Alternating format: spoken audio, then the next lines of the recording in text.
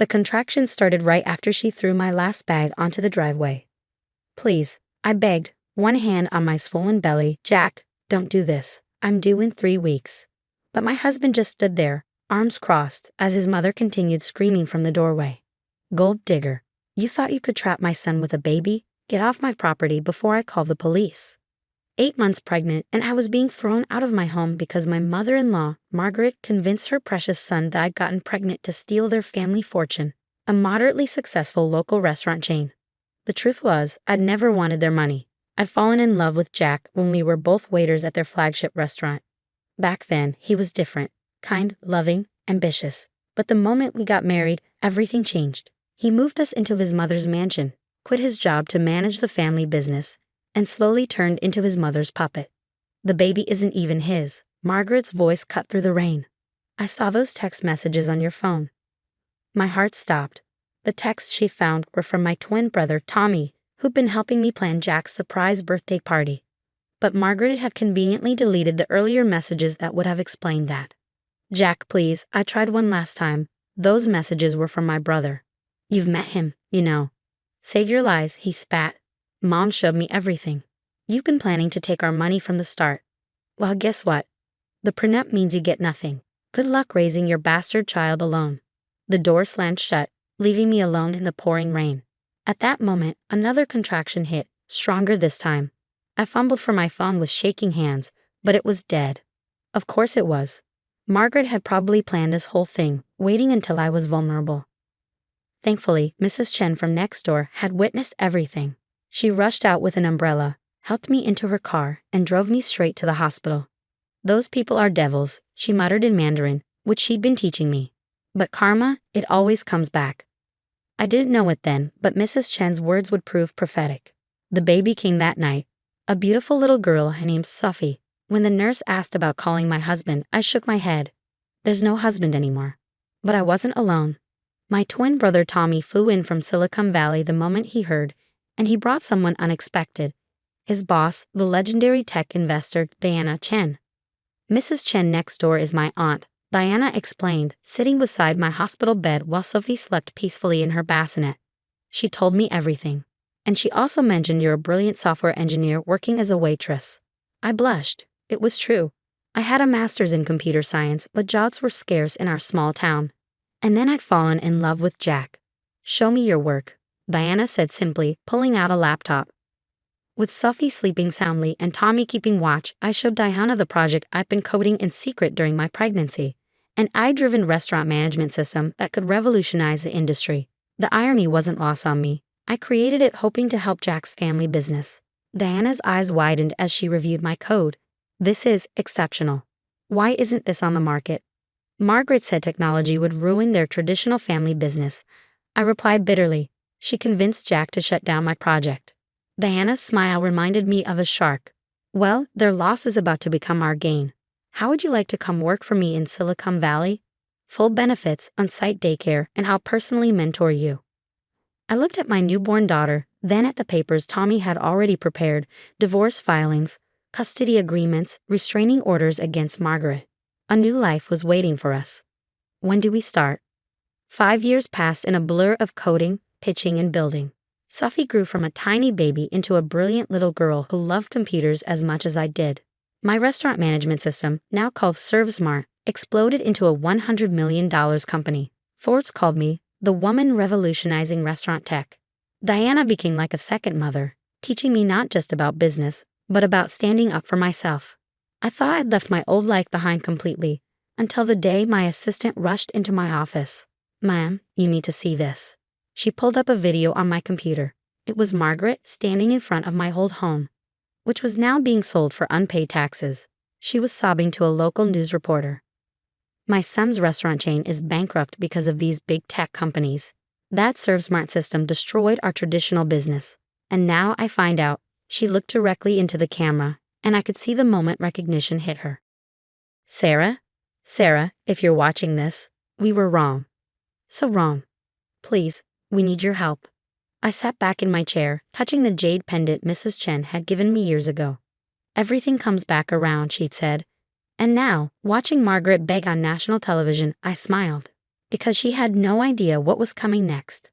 I watched the news clip 3 more times, studying Margaret's tearful performance. My ex-mother-in-law had always been an excellent manipulator, but this time, her desperation was real. "What do you want to do?" Diana asked from her usual perch on my office couch. Over the years, she'd become more than a mentor. She was the mother figure I'd always needed. "I want to know everything," I replied. Within hours, my team had compiled a complete report.